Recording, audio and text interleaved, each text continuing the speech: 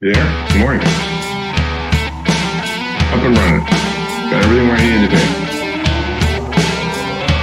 I wanted to focus on that. Text Derek and let him know, make sure he is able to get on. He's signed on the Clubhouse. Can you throw him a quick text?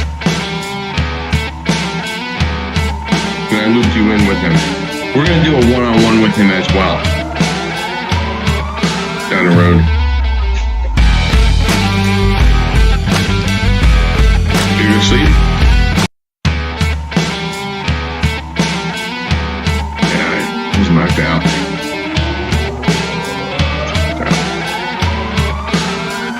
Long guy, you know what I mean? I'm gonna go do some bicycling at the gym afterwards.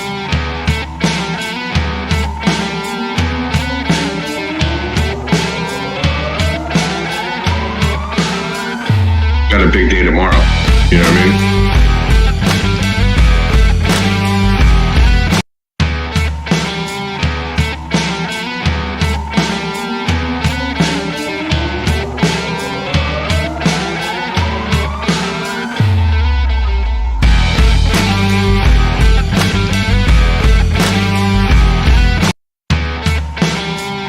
I drop it into almost 300 Facebook groups, you know what I mean?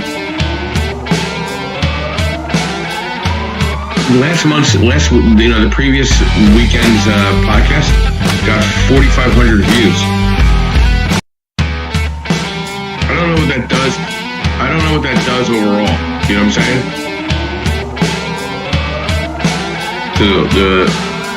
I'm just curious what it does. You know what I mean? But I don't know if there's a way to evaluate that. Oh, were you going to do that thing to see what the websites have done since you plugged in?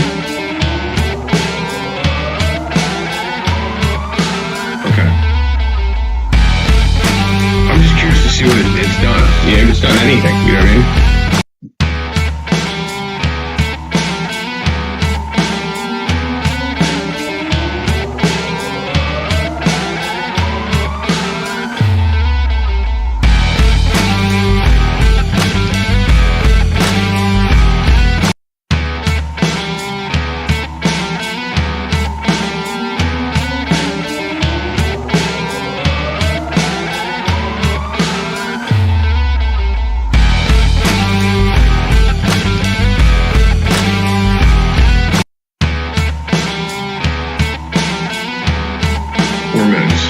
Good time.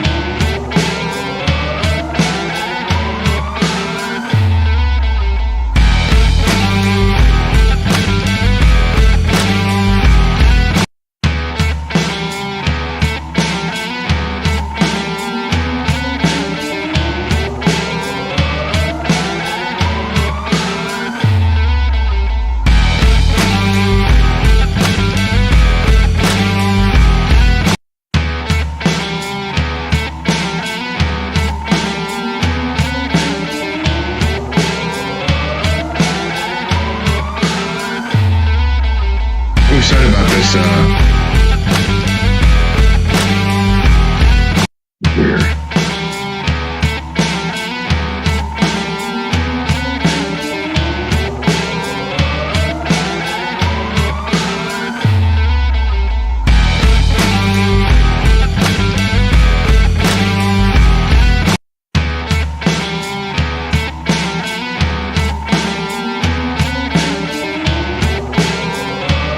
We're over 11,000 members in the Bird Strategy House.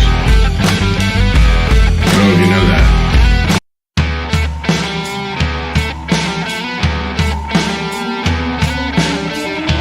Okay, it's getting some traction.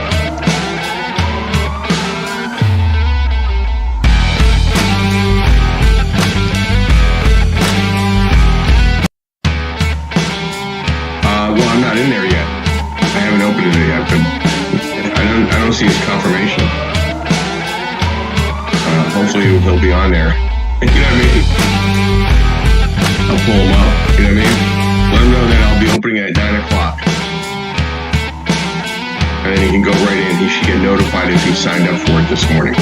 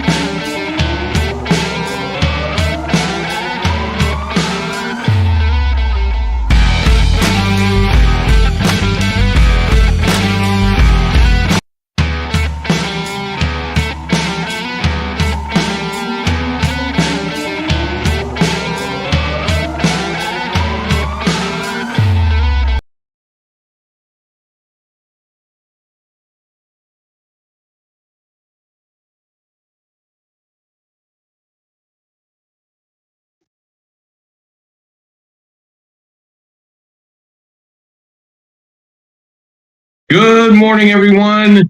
Joe Scarice, welcome to the Creative Birth Strategy podcast and house here every Sunday morning, 9 a.m. Eastern Standard Time, to provide education, networking, and strategy. So here, I just want to get some things started here in just a few minutes. I have a very exciting discussion today and a big announcement this morning. So we have a lot of things going on. So we'll get ourselves set up here over the next couple of minutes. But I think it'll be quite exciting, this discussion today. Having a special guest that I was introduced by Linda Pelagas at Realty 4-in-1. So I just want to get things started here. I want to welcome everybody. We're here Sunday morning, 9 a.m. Eastern Standard Time. My name is Joe Scarice, co-founder and co-host of the Creative Birth Strategies House and podcast. And all our downloads and podcasts are on our website, creativebirthstrategies.com, or you can go to josephvscarice.com for all our events and opportunities with the podcast as well. I want to thank our sponsors this morning. I want to thank Mr. Yardell Perkins of Perkatech, who is our social media backbone and co-founder to the podcast, as well as all my website design and all the white label marketing. I want to thank MB Capital Solutions, where I'm a referral partner offering unsecured business lines of credit for real estate professionals throughout the country. And I'd like to thank Real Estate Mastermind Strategies, where I offer networking events throughout the country. We have a bunch of them coming up this week alone. Very excited about that. We are in like 5 or 6 states. But a very big announcement, Landmark operations have ceased, and I will be moving my operations to a new facility platform offering white label, referral partnership, and direct-to-investor as of Monday. I really can't disclose where I'm moving to, but it's a very big move. I'll be a regional director. This happened Tuesday at 5 o'clock. I was the only profitable lender at the company at the time, so I assume that's why they shut down the operations. Nobody else was kind of pulling their weight. So very interesting week, a lot of transition, but all good. Very excited about the new move. It was immediately offered to me the same day that operations ceased at Landmark. So pretty interesting week. Kept everything pretty calm about things. Still very busy with the DSCR and fix to rent, fix to flip, but I don't want to call it an emotional roller coaster, but it was definitely something to just handle accordingly, like a true professional. And I think a lot of my personal development training came into play here with the transition. But you just check everything out on my LinkedIn, my Facebook, my Instagram, TikTok. All the announcements will be made, I think, hopefully by 1 o'clock tomorrow. Just making sure all the T's are crossed and I's are dotted on all the paperwork. So, and today's discussion just, came together over the last week, which I was excited about, and we put it together for this morning. But let's give you some updated news to the mortgage world. Rates dropped yet again, another quarter point. So rates are around starting at 5.25 in the commercial lending space. On the bridge money, it has stayed pretty steady at 8.99. And conventional financing, the 30-year fix for the homeowner starts at around 6.34. So, with job reports being non-existent right now because of the government shutdown, there's still a lot of moving parts of what's going on in our market. But it's definitely an investor play this fall. I don't foresee home buying rebounding anytime really that soon. I think maybe we'll see some activity probably post-March once we see Powell potentially being removed by the Trump administration. And it'll be interesting. I have some thoughts to who I think will be the replacement, but I want to say that I don't want to give my opinion on here. I've had discussions with people personally where I think things are going to go in regards to, the Fed. I think it'll be a good move, but I personally think some of my peers that I work with, we have our personal opinion who he will place in there. I think we're all kind of think it's definitely going to be somebody close to the family, but I think it'll be interesting to watch how that turns out, because I think that's going to be the pivot in the rates and the values of homes and home buying rebounding in a late spring market. Because the spring market really starts the day after the Super Bowl, so the timing of the expiration of Powell's contract and the timing of all that might work out okay for home buyers. We'll definitely yet to see. Some articles that caught my eye this past week, just want to quickly go over there so we can get to our speaker today, and I'm going to be interviewing him, then we'll open it up to our moderators, of course. The real estate professionals still have an optimistic thought to the mortgage landscape. Client growth, competition. They feel like there's career longevity. They feel like AI is going to take them to the next step. There's a lot of positive thought patterns with the resetting of a lot of the agents that have left and are now focusing on going into quarter four, into quarter one. There's a lot of actually positive notions and mindset of what they need to do to stay abreast and present in the industry. So that was an interesting article, which I will post as well today. And then another article that caught my eye was rent concessions. What are rent concessions that tenants really want, right? And some key takeaways. Everybody's looking for the first month free, rent is free, waived security deposit, waived pet fee, upgraded appliances, and waived application fee. So very interesting. Let's go over that again. First month rent is free, waived security deposit, waived pet fees, upgraded appliances, and waived applications. So that was some of the bells and whistles that I've seen that has become appealing for tenants to look at new opportunities to rent. So that was another article that caught my eye. So today's discussion came together from Miss Linda Pelagas, who is a colleague and longtime associate of mine through Realty 411. She made an introduction. I said, hey, Linda, I need to get somebody unique here on the podcast. And by the way, the previous weekend, that podcast hit over 5,000 views on the podcast. It did equate into hundreds of downloads, still rolling out there. So I really appreciate Clubhouse and everything that Yardell is doing with Spotify and all the other social media buckets he places loads up the podcast to through Buzzsprout. It's getting a lot of gravity, and but this interview really caught my eye because I went to a PadSplit backflip dinner function the previous week, and there's a lot of excitement in this space. And as a lender, I have to recognize all these newer acronym concepts. The concept's been around, but it has this new flair of PadSplit, and I thought the discussion was pretty solid. I tried to punch holes through a lot of the questions to the speakers, and they handled them very well. And I think I'm comfortable with the discussion on PadSplit. And previously, I was introduced to Devin McGuire, who's out of Southern California, so he's up a little early. He's a market manager for PadSplit, the nation's largest rent-by-the-room platform, bringing over 12 years of real estate experience to the forefront of the co-living movement. He has helped countless investors get multifamily level returns from single-family assets that often double or triple cash flow while tackling the affordable housing shortage. So Devin's regularly speaking at investor groups across the region, sharing proven strategies that boost returns, reduce vacancy, and open new paths for portfolio growth. His passion lies in bridging profitability with impact and helping investors increase NOI while solving real estate housing challenges. Devin, good morning. Are you able to unmic this morning? Morning. Yes, can you hear me? Yes. You look great for 6 o'clock in the morning out in California. Oh yeah.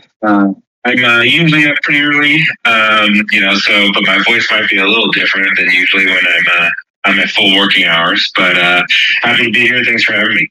Devin, thanks for coming on. We moved on this pretty quick when we confirmed the discussion, so I appreciate that.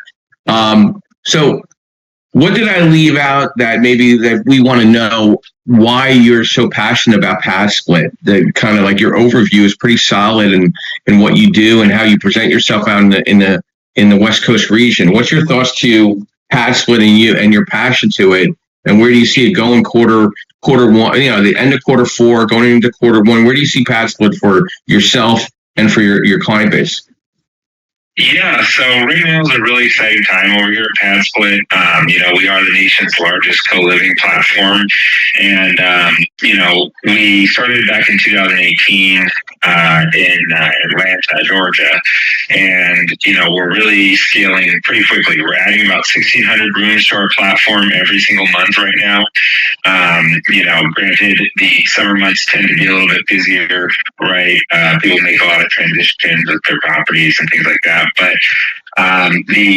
going into the end of the quarter, we're probably going to continue that growth. We just, I think, as of a day or two ago, crossed 26,000 rooms on the platform, and we're looking to hopefully get to 30,000 rooms on the platform by the end of this year, and looking to double that to 60,000 by the end of 2026. But I will say that, what is amazing about working for a company like PadSplit and doing this is at the end of the day, like, I've been in the real estate industry for a long time, as Joe said, and I'm a real estate broker in California. I worked for title insurance companies. I was a loan officer for a small period of time. I've been in the industry a long time, and I've worn a lot of hats in the industry. And this is one of the first times where you really do get to see the impact of the mission and then the company's values and things, because not only do you help investors make extra money, which obviously is important, and it's always great to help investors solve their challenges, but it's a two-sided coin. You get to help investors make more money, and you get to help tenants find more access to affordable housing. We have a panel not only where we get to track all the reviews from the tenants, and every day we get new reviews that are so amazing to read that everyone's, all the tenants in there saying, so happy I found this. This is a godsend, things like that. And that's really what drives the impact. I get texts from hosts that tell me, you solved this problem that I've had for months and years, or, and then to see those reviews from tenants as well. Both of those things really just make this the incredible spot to be. Like I said, we are experiencing a super high amount of growth, but then also to just see the impact every day and doing the job. That's what makes it amazing for sure. Devin, we put a couple questions together, and then we're going to open it up to the moderators to obviously have a question or so for you as well, or statements toward the discussion of PadSplit. For investors who may not be familiar with, what exactly is PadSplit, and how does it differ from the traditional rentals or short-term models for like Airbnb? And listen, getting away from the term boarding house. That's really like the boarding room mentality, because I actually owned a boarding room, a home at one time. So what separates all that right now with PadSplit and their concept? Yeah, so at the end of the day, when I try to give like a 60-second breakdown of what PadSplit is, right?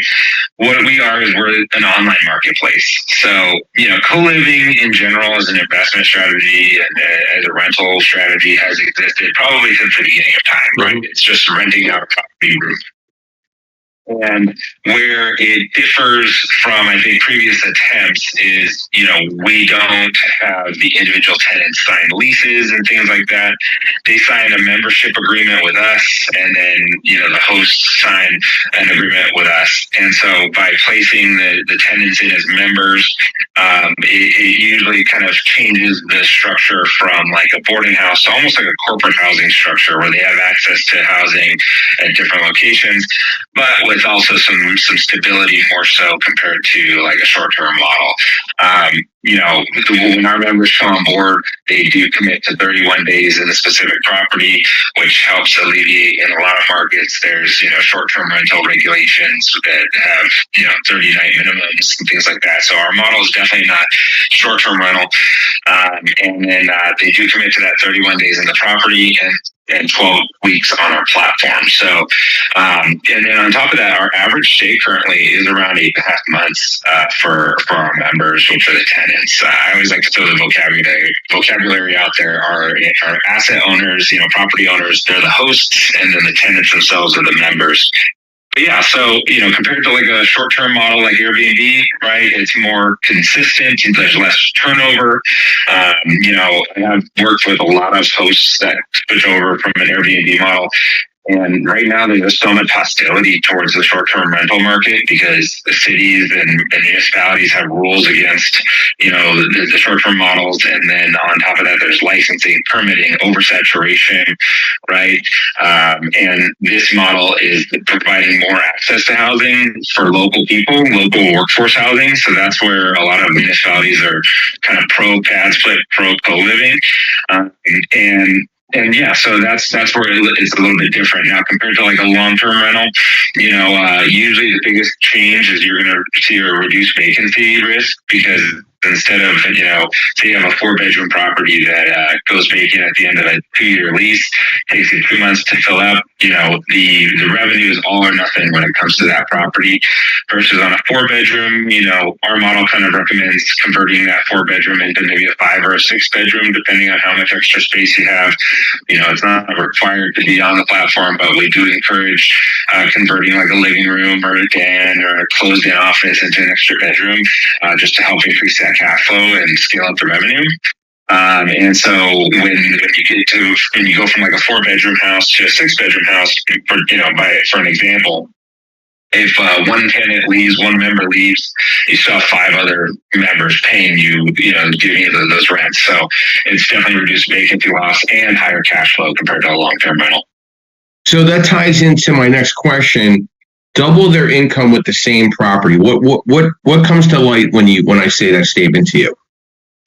Yeah, so the classic example I like to say, and so now granted, I'm based out of California, right? So the numbers I use in this example are a little bit different than you might see in a city, somewhere else. But at the end of the day, the math, the percentages still apply, right? And so part of my role at PadSplit is I help people onboard properties anywhere in the country, pretty much anywhere in our core markets.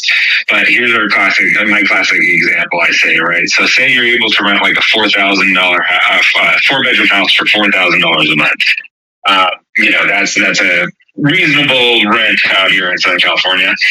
Probably actually on the low end now, but $4,000 a month for a 4-bedroom house, right? So essentially, when you're renting out long term, you're receiving about $1,000 per month per bedroom in that model.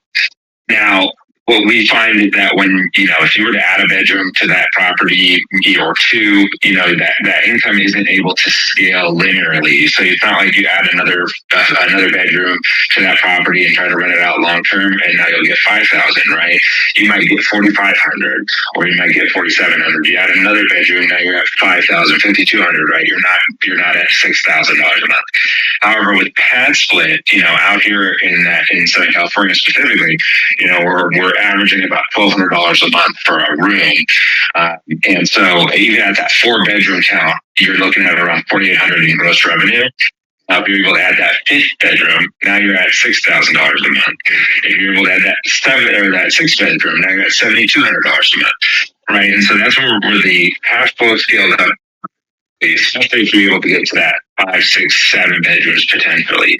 And one of the common pushbacks we hear is, well, don't you need a living room? Don't you need these common areas?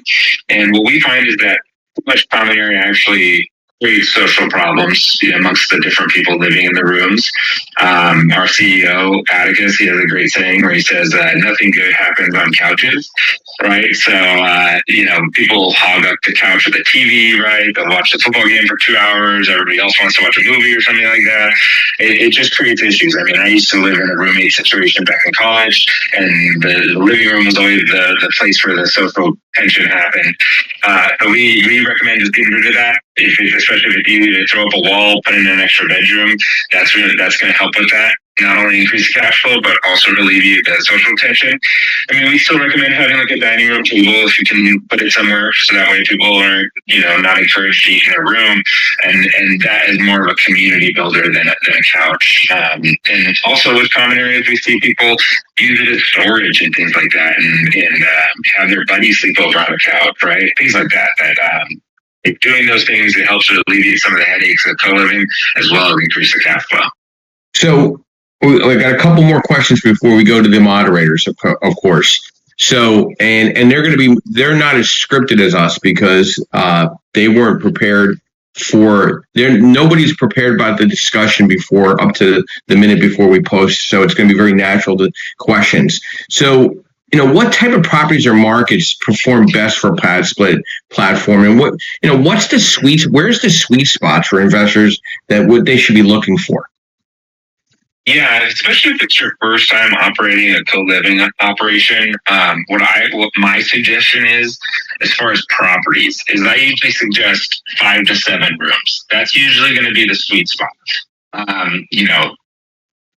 Things to break even, real tight numbers wise at 3 rooms. I've had people say, "Hey, can I do this with my 2-bedroom condo or something like that?" And I say, "Yeah, I mean, at the end of the day, like, if you are struggling to fill that condo, we can help you out. But I wouldn't go acquire a 2-bedroom property to turn it into a co-living operation.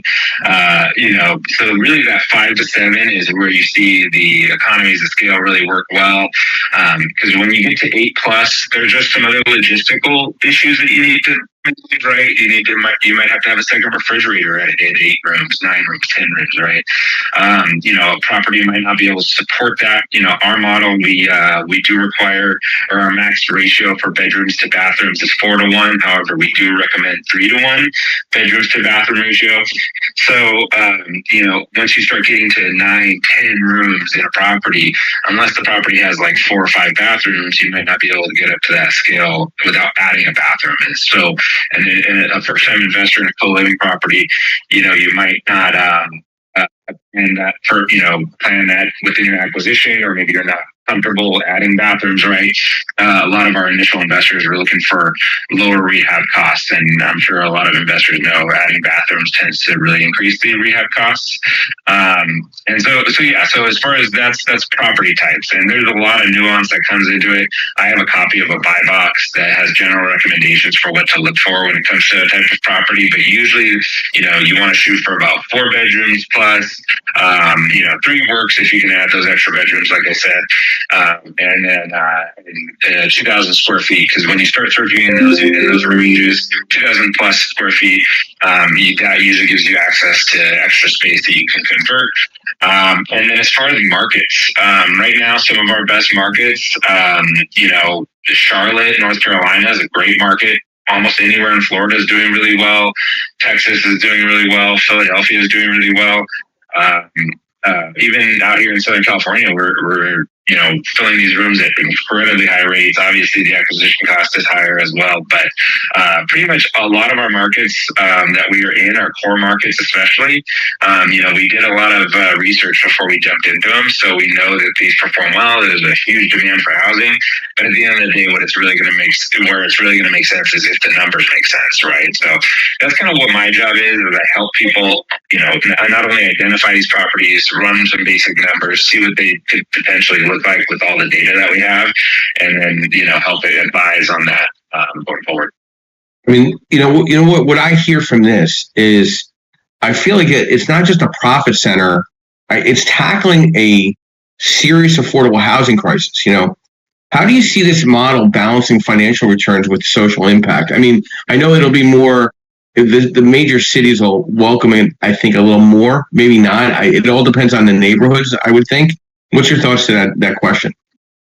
Yeah, I mean, obviously, when you're talking, so I work predominantly on the host side, right? So the investor side.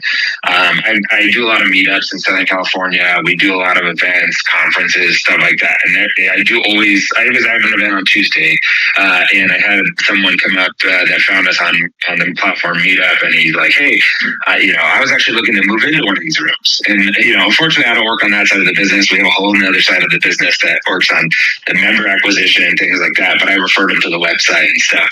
But at the end of the day, like, the social impact is super important. That's, you know, like I mentioned, you know, we are the two-sided marketplace, right? Helping the investors make more money, but also helping tenants find access to affordable housing. And it always amazes me how these people are so grateful to move into these rooms, even at the rates that they're paying.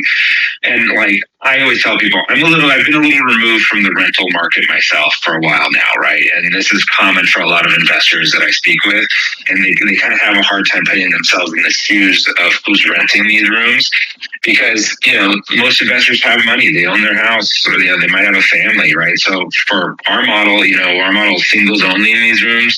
Predominantly, we do allow some hosts to allow for double occupancy, but most, you know, families can't really move into these rooms. So it's going to be single people that are working people. But when you start seeing the impact driven through these people that are moving into them, and they're, you know, even in Southern California paying $1,200 a room, you're like, wow, that's so much. Who would do that? But when you compare it to what a studio or one-bedroom apartment costs, you know, $2,000, $2,500 a month out here, you know, they're so happy to be able to pay $500, $600, $700, $800 less than what the next comparable option would be.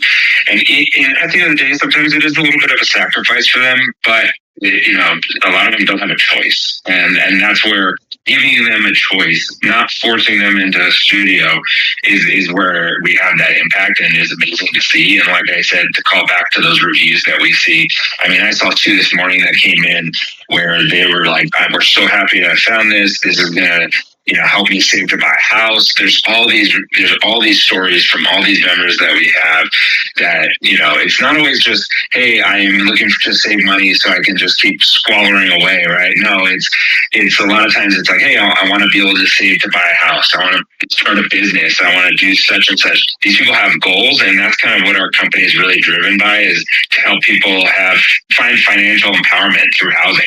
Yeah, I feel that. I mean, my final question before we go to the moderators with their question or statement toward you in regards to PadSplit, our interview with Devin this morning. Really excited about this discussion. And I saw the excitement at the Philadelphia event. Looking ahead, where do you see the shared housing and co-living space heading in the next few years? And how is PadSplit positioning itself for the future? Yeah, I mean, I do see us growing. I mean, we are kind of going viral right now in the investor community, and I do see that our growth is going to continue at least for the next few years. You know, so we started in Atlanta, right? And like I mentioned earlier in the call, we have 26,000 rooms on the platform. And in Atlanta, where we started, we have just about 8,200 rooms on our platform. And people sometimes say, like, well, are you going to hit a saturation point like Airbnb, right? Now, we also track demand numbers in the markets that we're in our core markets. And so we get about 40,000 searches a month for rooms for rent just on our website alone in the Atlanta market. And we only have 8,200 units. Right. So it shows you that there's a huge amount of people searching for these rooms, and we only have 8,200 rooms. So definitely, I think we're very far away from a saturation point. And, you know, will this be the full solution to the housing problem that we have in the United States? I don't think so, right? There's families out there that need solutions, and maybe that's something that we look to in the future. And, you know, I see that there is still a lot of demand, at least for single rooms. And I think the growth is going to continue to be explosive, at least in the next few years. The way we're positioning ourselves is we are constantly expanding. We're going into new markets. We just launched in Portland. You know, we're still not live in New York, which I think there's a lot of opportunity there. So really, I think over the next 2 to 3 years, where our vision is to continue to expand into a lot of the major metros like Chicago, Cleveland, you know, more and more markets, grow that supply, and then continue to fill those rooms with the demand that we see, and, you know, bring those two together, the investors and the members. Devin, thank you for these questions and answers to get the room started. We have a great interview today here with with Devin Adwire from PadSplit, and pretty excited about that. And, if anybody can invite other people into the room, that would be always appreciated. We're going to start with ladies first, of course, with a brief introduction, who they are, and then a question or statement to Devin, so we can keep this extremely interactive. And we'll get through all the moderators, of course, and then we'll see where this finishes up. Good morning, Amy. Welcome. Brief overview of who you are, what you do, and then questions for Devin in regards to PadSplit. Good morning, Joe. Good morning, everyone. I am Amy Palvido. I am the chairwoman of the U.S. PropTech Council, a longtime real estate investor, and a founder of Facilimax, which is a and Vail. We discussed about the mission then, and I really resonated with it. So it's awesome. So good to see a company kind of succeed in this mission. Y'all been around for as long as you have. It's a really cool thing for sure, and to see the growth, and that's awesome. It's really awesome. Okay, so my question to you is: so from an investor standpoint, because most of the folks in the room are here, if someone was to buy a 5-bedroom home, what's the break even occupancy for that? Like if they were going to use a PadSplit model, do a co-living thing, is it 3 rooms they need to rent? Is it 2? What are you seeing from that perspective, so people can kind of choose to do co-living? Yeah. So, I always like to be super transparent with the hosts that I talk with, and at the end of the day, if you need to, it really just depends on the individual investor's goals, right? If you have an existing 3-bedroom property and it's not filling for whatever reason or something like that, and you're struggling to get it filled, we can definitely work with you, but you will probably not. Well, it's going to be tough to make the numbers work unless you have like a super low debt service or something like that. Now, 4 bedrooms plus is really where you start to see the numbers make sense, I would say. But when it comes from an acquisition point, right, like you can buy a 3-bedroom property that you can add 2, 3, 4 potentially bedrooms depending on the location, and it makes sense. So it really is. There's a lot of nuance to it, I would say, and it really depends on the market. Like for instance, in Southern California, we have some investors who have 3-bedroom properties who've listed them on the platform, and for them the numbers make sense because they really bought them 5, 6, 7 years ago, right? In today's Southern California market, if you were to buy a 3-bedroom property and try to list it with 3 bedrooms alone, you'd probably be negative cash flow for sure. But when you start to get to the 5, 6, 7 bedrooms, you do start to see some really positive numbers. And I actually do a lot of case studies for a lot of the presentations I do. Out here, I do a monthly webinar, virtual webinar where I'll find properties that are on the MLS, show how the numbers can work. And usually the way I look at it is I just look at our buy box and I say, okay, 4 bedrooms plus on Zillow with 2,000 square feet plus. And I can make the numbers work in Southern California pretty easily, especially if I can find something with like at least 2-bedroom ads. That's really where the numbers are going to do really well. But I mean, I found properties that get you to 7, 8 bedrooms. And like I said, you just have to really watch that bathroom ratio. Because, if the property is a 3-bedroom, 2-bath, and you're trying to add 4 bedrooms to it, you're going to be like right at that ratio or slightly over it. So you just got to be careful. Because a lot of properties have like a master bathroom, so that's 1 bathroom locked into that 1 bedroom, and so then in that example of a 3 and 2, you have 4 bedrooms to it, say, so you're at 7, you have 6 bedrooms sharing 1 bathroom. That's just not going to work. Right, so you're gonna have to add a bathroom now, and out here that might be $60,000. You know what I mean? So you just have to keep that in mind. So when you're talking to investors, I mean, what kind of, and this might be for Joe too, if the plan is to do co-living, what kind of financing are they able to get? Like, is it the lender going to care? And does it change in someone bought a 4-bedroom house and you want to change it to a co-living model? And finances. How do an investor make it work? Well, can I jump in there, Devin? Yeah. So, Amy, there's ways to work around the co-living model with financing in the asset-based lending non-QM. It is definitely case by case, and it's a strategy discussion with the client that's doing it. But I have closed and completed refinances as well as bridge fixed to rents with the model in place. But it's a deeper discussion with the client. The client's usually a little more proficient and a little more connected to the project, where they want to have that communication with their lender. I'll leave it right there. So, Devin, anything you would like to add? Yeah. So, I mean, we like I mentioned, we have about 26,000 rooms on the platform. I believe we have just shy of about 2,000 individual hosts on the platform currently. You know, because some hosts have larger portfolios, some hosts just own one asset on the platform. But you know, I think 2-3 years ago, the financing was definitely a little bit more of a struggle. I think it's gotten a lot easier. Lenders are opening up their products to kind of to work with this a little bit better.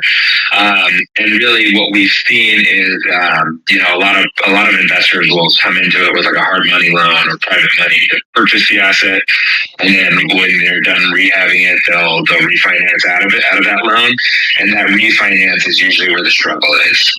What we've seen. So the struggle can be, hey, I turned this 4-bedroom property into a 7-bedroom property, and now there's no comps for an appraisal or anything like that. And what we've seen is a lot of, you know, the advice is either don't add closets to the rooms, so that way they can be considered like closed-in living rooms or offices, right? Or don't add the closets until after the refi, right? So then you can still make a DSCR loan work. You know, you have to keep that in consideration when you're looking to, you know, your refinance strategy is kind of make the DSCR numbers work on traditional rents. And then, you know, you might not be able to get as high a value as you necessarily wanted, but you are still able to do something, and then you can, you know, add the closets after, things like that. That's kind of some of the strategies that we've seen, you know, but definitely happy to kind of elaborate on that and connect. You know, I'm sure Joe has some creative solutions, like you mentioned. Yeah. There's lots of lenders out there who are working on making sure that we're able to finance these deals. Yeah, I'll agree with you on that full fold, Devin. It's just a much more detailed discussion with the client to walk through the process from beginning to end. But if they listen and they do it carefully the right way, I've seen zero problems. But again, that's a discussion. If anybody would like to have a one-on-one about that, more than happy. And Amy, thank you for your insight this morning. Yeah, thanks for having me. Linda, good morning and welcome. Brief overview, who you are, what you do, and question or statement for Devin. And thank you for bringing him to me as a guest and having him here on Clubhouse and on the Creative Birth Strategies podcast. Hey everyone, good morning, Joseph. Oh, it's my pleasure. About introducing you to Devin. He's amazing, and so is PadSplit. It's, I believe, really going to revolutionize a lot of landlord practices and increase opportunities for cash flow for landlords across the country. So my name is Linda Pliagas, and I'm the founder of Realty 411. We're a media company catering to real estate investors, and we produce magazines, events, webinars, all in an effort to help real estate investors. And Devin and I hosted a webinar yesterday, as a matter of some amazing questions pertaining to financing and insurance. And one of the questions that I wanted to ask but didn't get a chance to was, how do landlords who are utilizing PadSplit and also the tenants who are residing in these properties, what are some of the ways that they handle safety and privacy issues? Yeah, so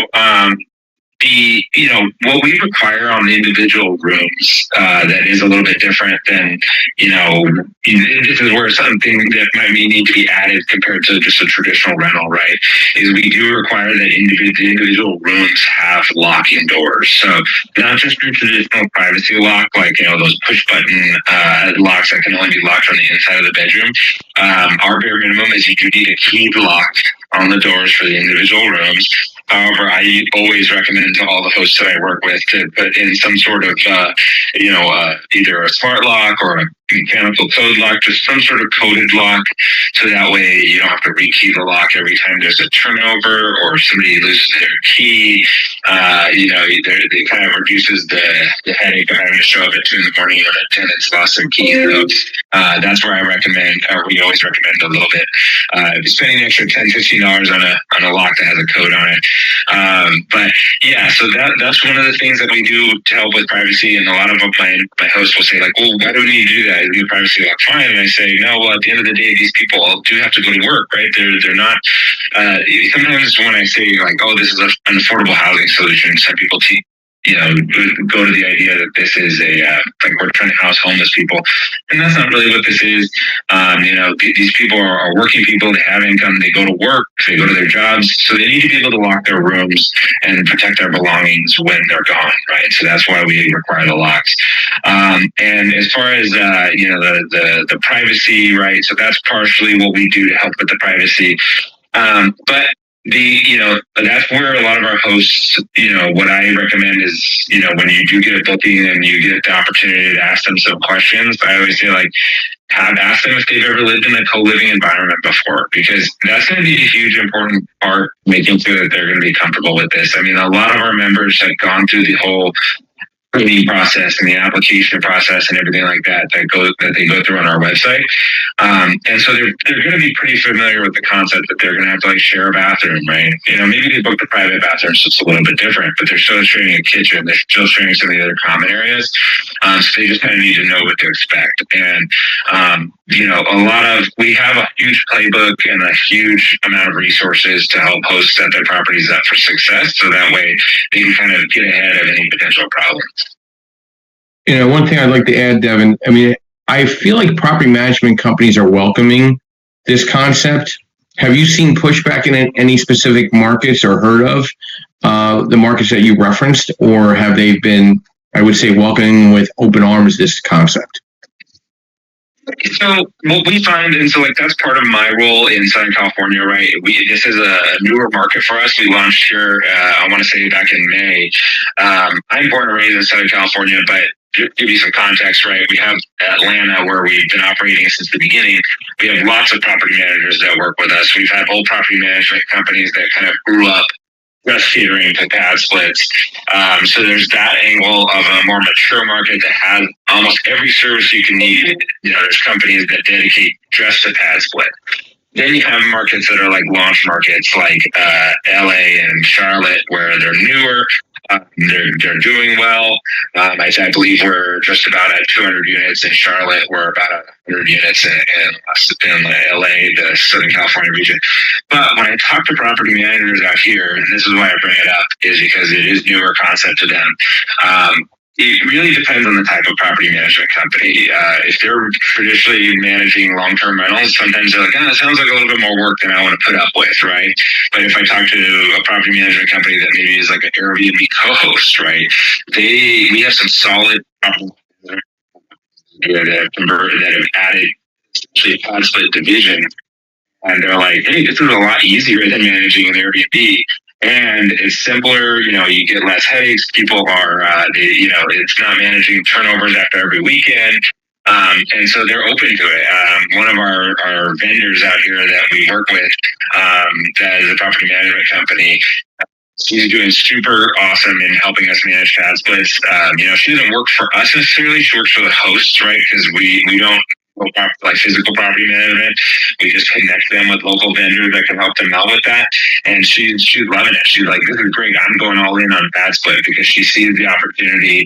And like I said, for her, this is a much simpler version of property management than what she was doing before. But she comes at it from that Airbnb short-term rental mindset of like, I got to keep like hospitality focused. And I think that has really helped her succeed because she tends to have less turnover. You know, her members stay for longer.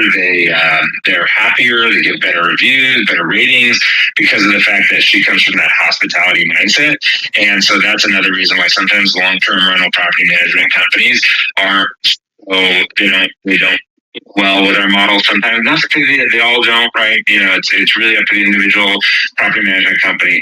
But having that hospitality mindset is important. You don't have to go full Airbnb where you're taking care of every single thing for these people, but it is that blend of like that LTR versus that STR because we are in that middle ground there. Excellent, Devin. And we're going to go down to the gentleman. Timothy, good morning and welcome. Great seeing you yesterday at my presentation with you guys up in the Lehigh Valley. A statement or question as well for Devin this morning from PadSplit. Good morning, Joseph. Good morning, Joseph, and everyone. I'm going to apologize ahead of time. I have a little bit of weak signal for my internet, so if I do drift out, please just let me know.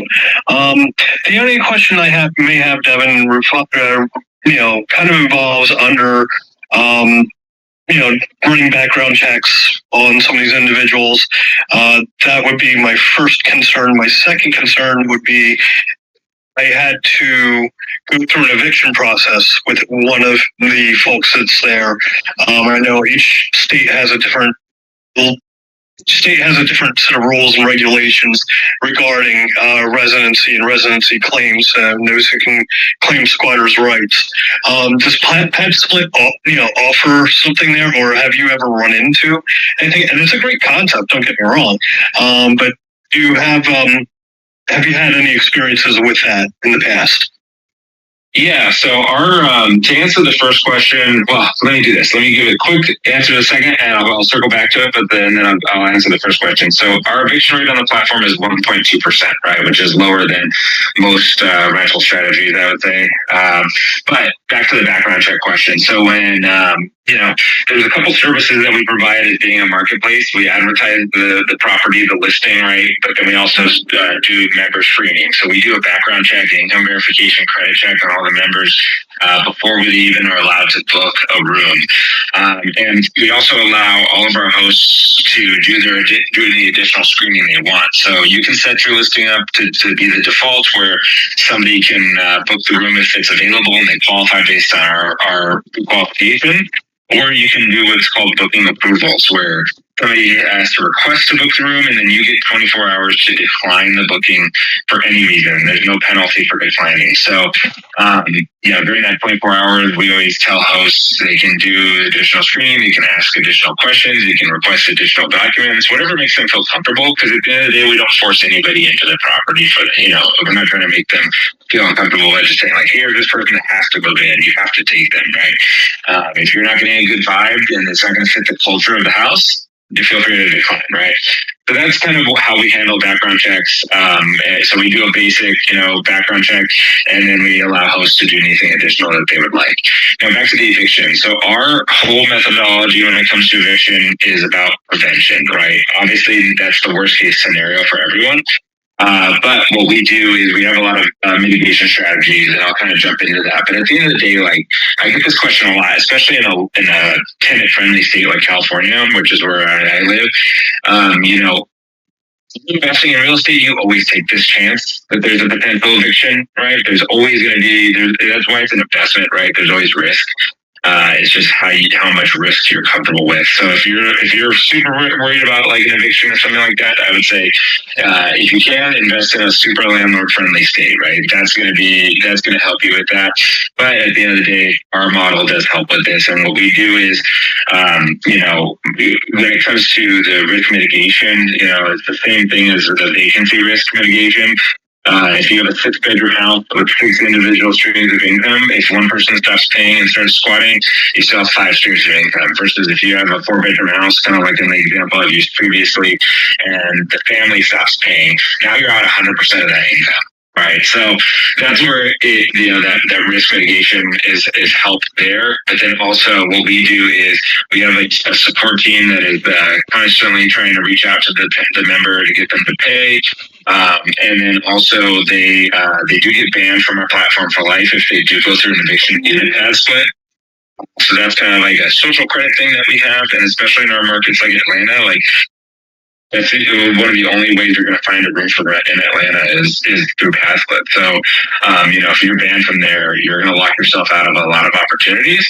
But if the rooms are furnished and utilities included, what we find is that if somebody loses their job or something like that and they can't pay, they'll communicate that with the host, or maybe they just leave. And yes, obviously nobody likes to turnover there.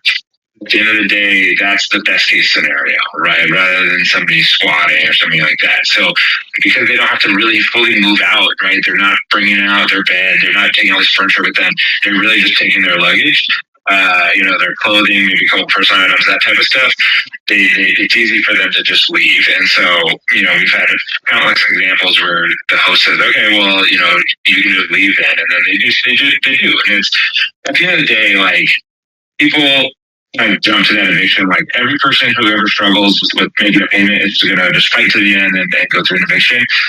I've actually seen the opposite. A lot of times people will say like, hey, I lost my job. Like, I'm going to go move back in with my mom or something like that. Or maybe they'll work for them and say, hey, like, let's get you on a payment plan or something like that. And that helps, keep that room occupied maybe at a reduced rate or something like that, at least in the short term.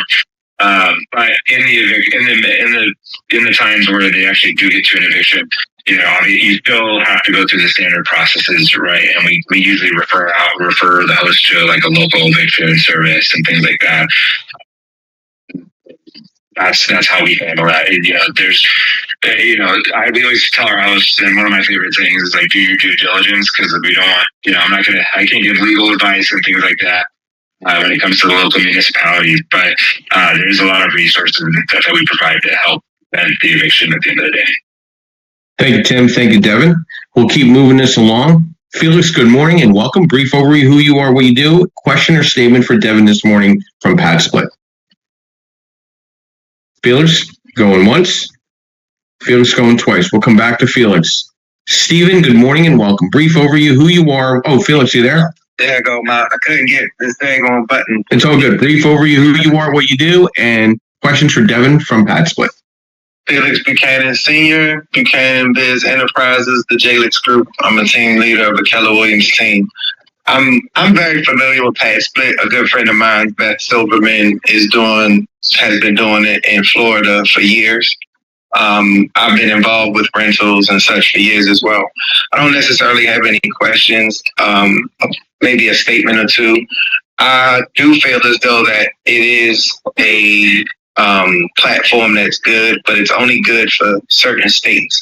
As you mentioned, I did follow it from it being incepted in Atlanta, of course, California. I just think in certain states it will work tremendously, as well as that in other states it's just not going to be as favorable because, give an example, a state like Maryland, we don't have an issue with renting properties at all, as well as boarding houses here and a couple of the East Coast states.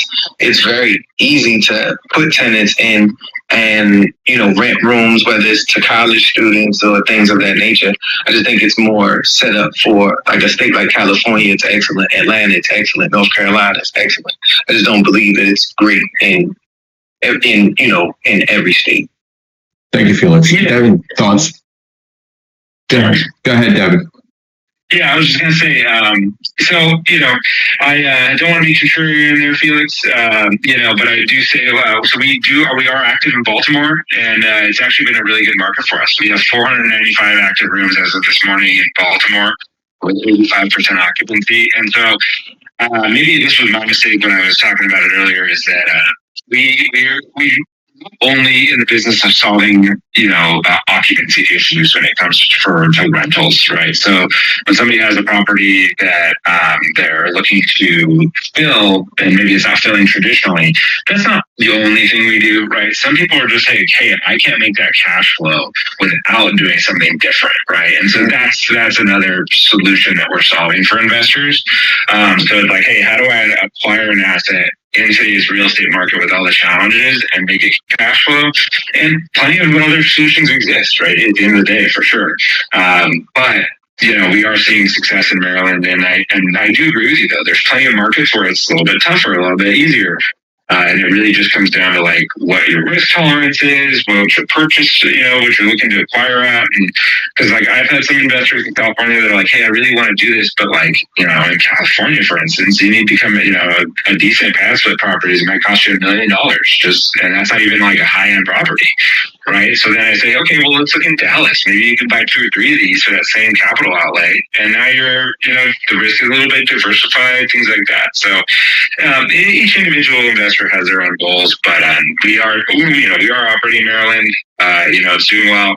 But like I said, it's not the overall solution for everything, for sure. Understood. Thanks. Thanks, Felix. Stephen, good morning and welcome. Brief overview, who you are, what you do, and a statement or question for Devin with PadSplit this morning. Yep. Thank you, guys. Thank you, Joe. This is Steve with REI Homepage. I'm a broker, investor, and I'm actually looking at affordable living options up here in northeastern PA and a few other markets.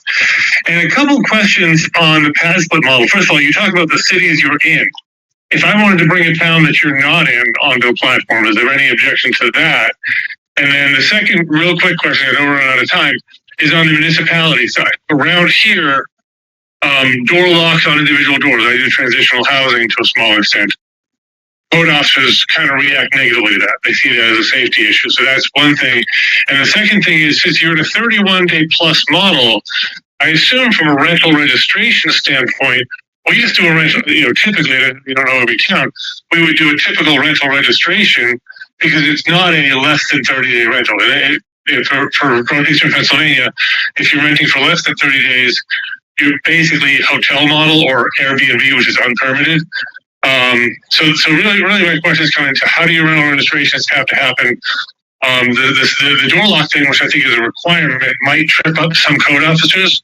And then the final question is, do you have areas where you say, well, we're not there yet, so we don't want to bring your town on board?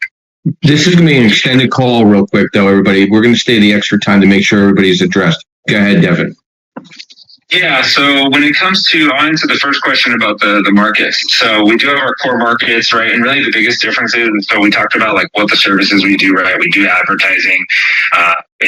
We advertise not only on our website, but 60 plus other partner websites, as well as like Google SEO, social media ads, to try to attract these members to the listings. Then we do the screening, and then we handle the member management once they're in the platform, in the property. Like I said, no physical property management though.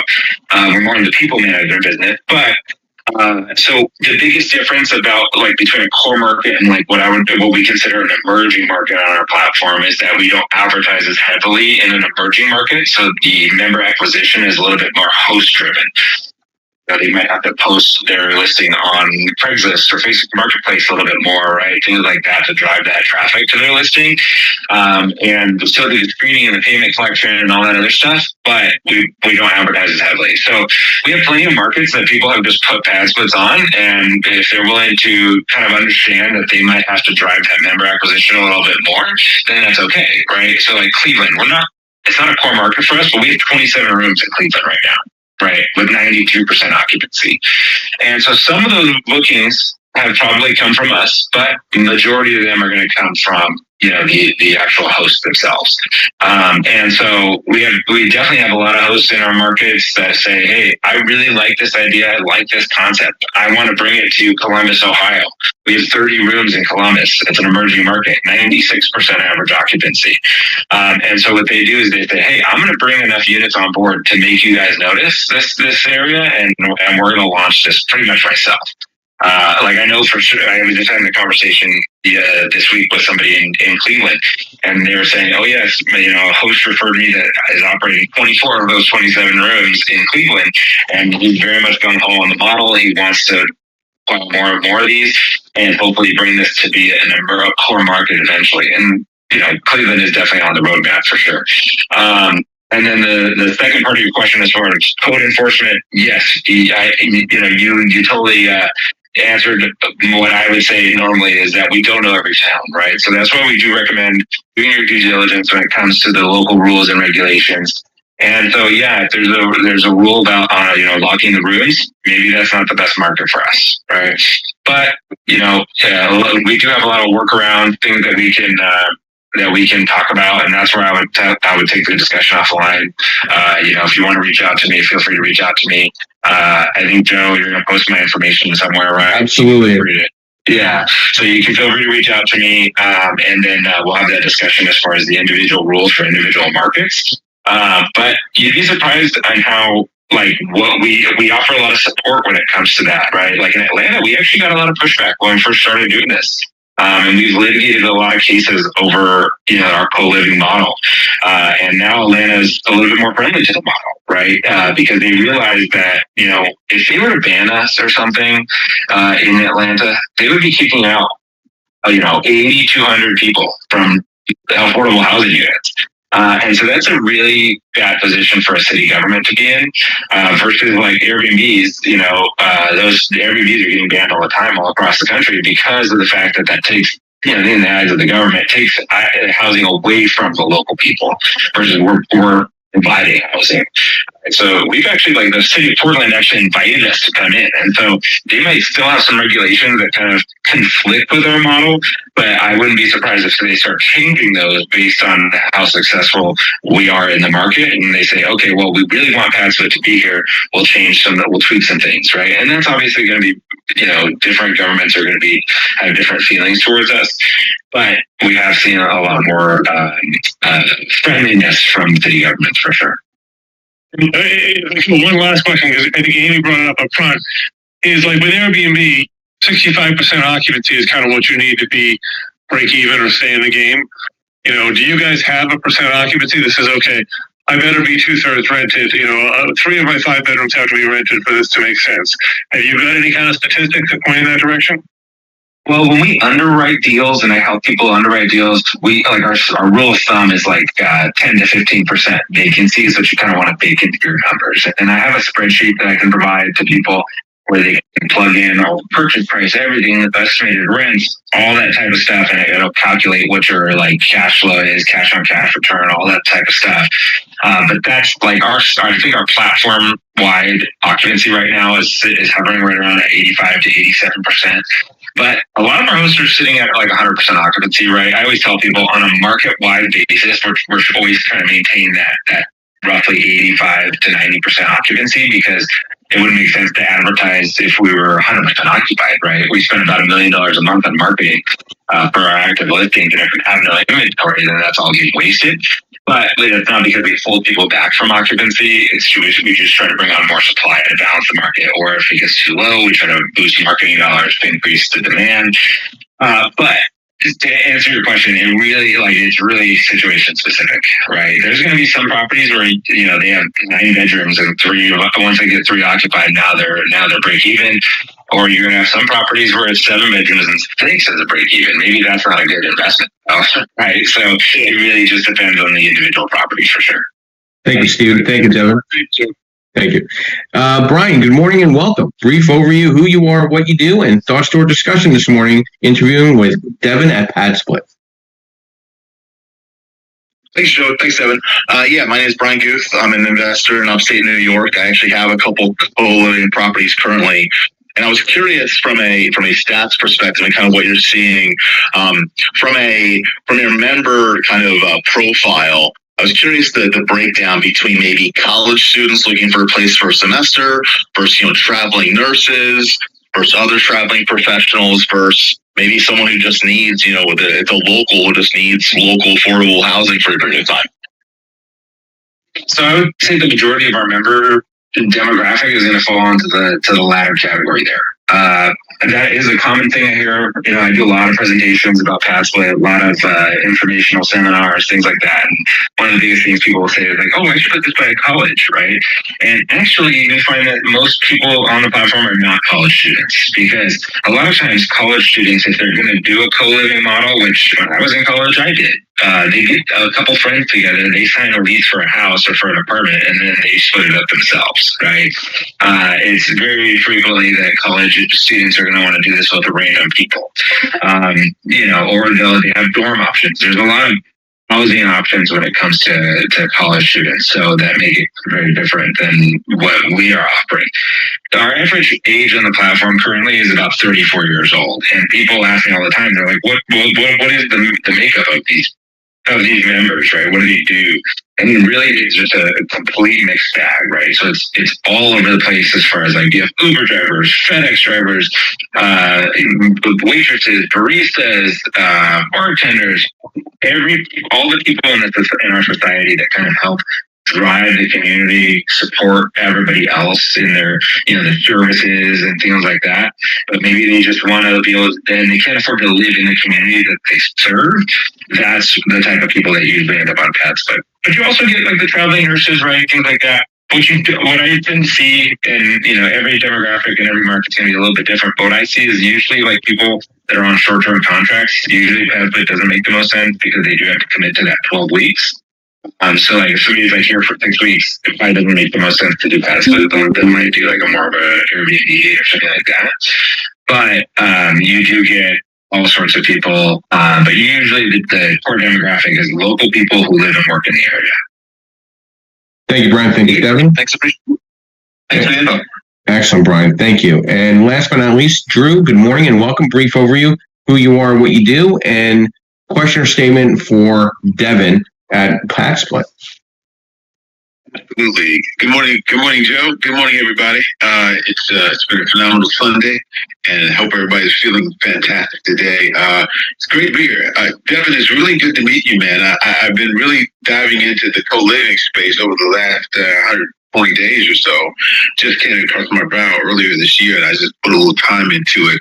I think it's a phenomenal. I mean, I was all into affordable housing at American Development Group, which is my company for development in Chicago. I'm in Chicago, based in Chicago, and I was told that the PadSplit model it wasn't really. Chicago wasn't really an attractive market because of the tenant-friendly ordinances here.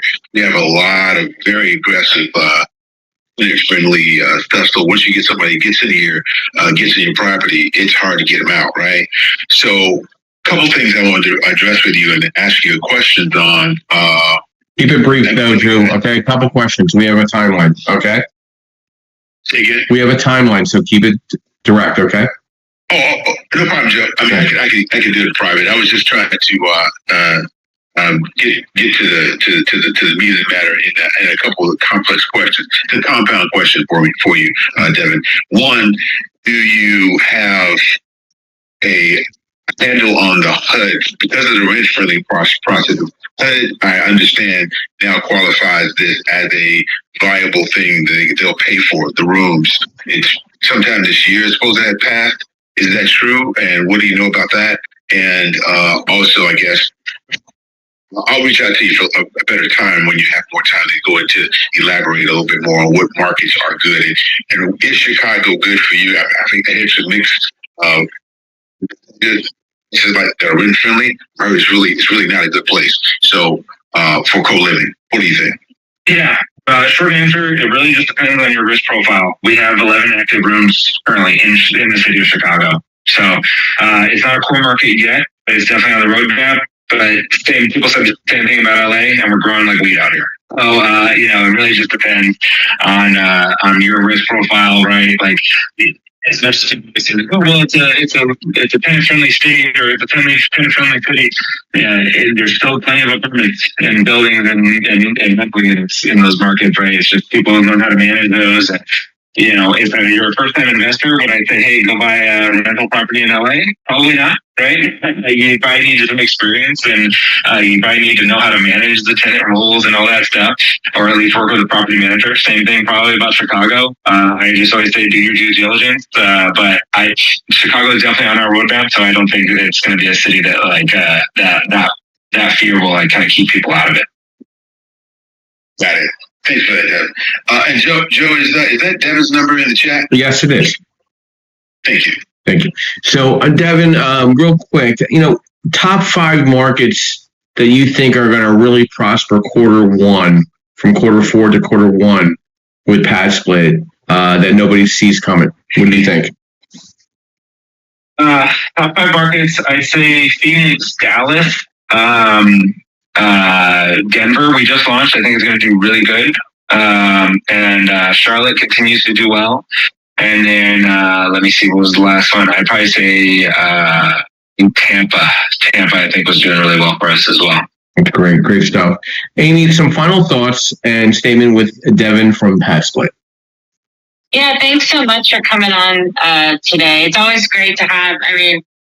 You're a platform, but you're really a technology company solving a problem. I will say the U.S. PropTech Council has announced, or we just recently announced our affordable housing initiative. Love to have PadSplit be a part of the conversation. It's a cohort of HUD, some of the largest affordable multifamily, also working with National Multifamily Housing Council and the National Association of Home Builders. So it's really about how can technology solve this housing affordability crisis. And it's not just it's technology, it's policy, it's supply chain, but how can we do this from a technology perspective? So I'd love to have PadSplit a part of the conversation. Thank you so much for coming. I would say that, if we look forward as we go, technology really does solve a lot of challenges, and it's great to see how y'all are applying it. So thanks for coming. Awesome. Thank you. And real quick, one thing I do want to address kind of to that point is I always tell people you can do co-living on your own. And we are not trying to say you cannot do this by yourself. One of the things that I've noticed in the past is that people who are doing co-living or trying to do co-living by themselves without the technology platform, sometimes the tenant side of things, people are scared, right? They're I don't want to sign a 12-month lease with some random person from Craigslist. I just helped a host in Phoenix the other day. He had a 3-bedroom property. He was trying to rent out room by room, and he just couldn't get. He was like, I don't believe that you guys are going to be able to fill these rooms at these rates because I've been advertising them for 6 months and I can't fill them. He added a property. Within 2 weeks, he got 100% occupancy at the rates he was looking for. And he goes, wow, okay. What is the secret sauce here? And it's because we offer them flexibility a little bit. The tech platform gives them a little bit of a surety that it has a brand name to it versus, renting. It's just like Airbnb, right? Renting a random second home from some stranger might be a little bit tougher, but going through Airbnb kind of gives them a little bit more of a guaranteed feeling. So yeah, definitely the technology factor and tech platform I think are huge and why we've been successful. Amy, thank you. And Devin, I want to thank you for coming on today. This was, we put it together really quickly, and I appreciate the follow-up. I appreciate Linda making the introduction. Love to have you out here on the East Coast. If we could convince one of your complimentary associates here to not be camera shy, I could try to get them at one of my events coming up here in the Northeast. Maybe you could help me out with that with a little nudging. So I'd appreciate that. Oh yeah, and I'm happy to fly out. It might be closer to December just because I am expecting my 4th baby at the end of this month. But definitely happy to come out and visit everybody for sure. Yeah, I would say if you could see if your second Saturday is available in December, that would be a point of reference. That's when we have a beautiful event in Philadelphia at Second Chestnut on a rooftop deck. It facilitates over 100 people in the room, but I could obviously get a bigger room if the registration goes higher, which I would think it would. So if that's something you want to eyeball out, it would be a morning event. We get you in, and then you can fly back out later in the day. That would be fantastic because I think this interview is going to get a lot of viewership on the podcast itself. We're going to get it pushed out for you as well. Your contact information is in the chat. The replays are on as well, which we will then push out as well again. I want to thank our moderators. I want to thank the engaged audience. I want to thank everybody coming in here on Sunday morning at 9 a.m. We're here every Sunday tackling subject matter that I really feel will impact your real estate, scaling your services, whatever place that you come to into this industry. We're trying to facilitate that. And Devin, I want to thank you again for coming on this morning. Yep. Thanks, Joe. I appreciate you having me. Look forward to working with everybody. Feel free to reach out. Yeah, I'll reach out to an email with the dates and the location and everything. So, and congratulations on the fourth child. I want to thank everybody for being here on the Creative Birth Strategies podcast in the house here on Clubhouse, allowing us to host this event every Sunday morning. I want to thank our sponsors, Linda Pelagas from Realty 411, Yardell Perkins of Perkatech, MB Capital Solutions, where I'm a referral partner for the last decade. Real Estate Mastermind Strategies, climbing up through various states such as Maryland, New York, New Jersey, Pennsylvania, Connecticut, Delaware. We're growing. We have 4 events this week. We're in South Jersey. We're in Delaware. We're in Lehigh Valley. We're in Philadelphia with great subject matter, great speakers, providing all that insight. And there'll be a big announcement to where I'll be moving to my operations as regional director for lending, offering white label, referral partnership program, as well as direct to investor. Pricing it in the DSCR space is starting at 5.25%. And on the bridge lending space, we are starting at 8.99. We are extremely aggressive. I'm also very aggressive in recruiting brokers, people that would like to white label our product, and people that would like to set up a referral partnership marketing program that we have for real estate agents, real estate professionals throughout the country.